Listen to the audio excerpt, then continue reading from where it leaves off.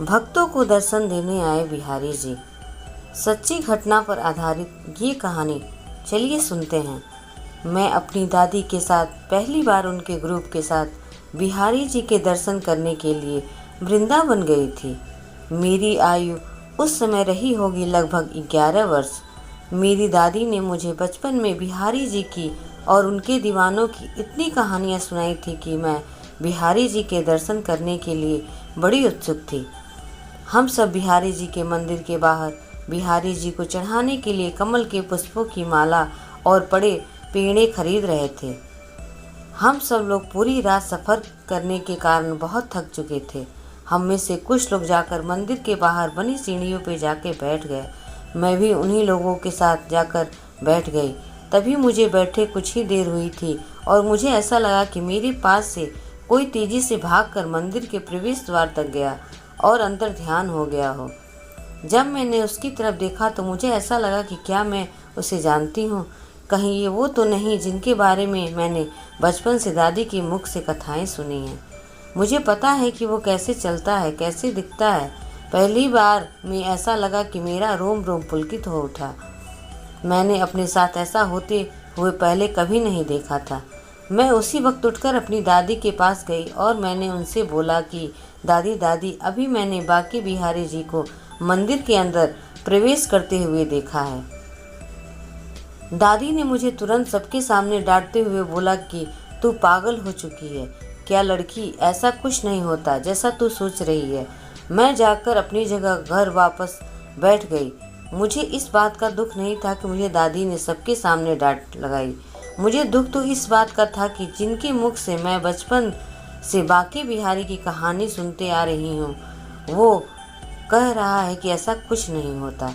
यदि ऐसा कुछ नहीं होता तो हम यहाँ क्या करने आए हैं। खैर, अब हम लोग मंदिर के अंदर बिहारी जी के दर्शन के लिए जा रहे थे, लेकिन मुझे अभी भी वही सुगंध महसूस हो रही थी।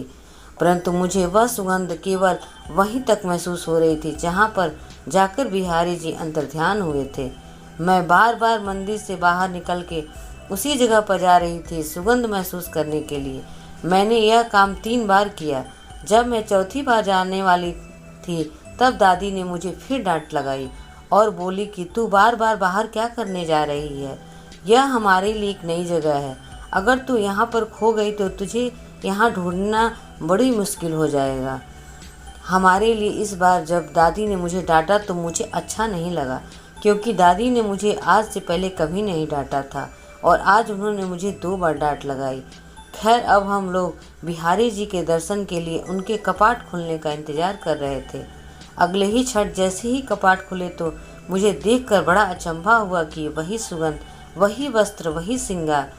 मैं दादी की सारी डांट को भूलकर वापस उनके पास गई और मैंने उनसे बोला कि मैंने इन्हीं को तो बाहर देखा था।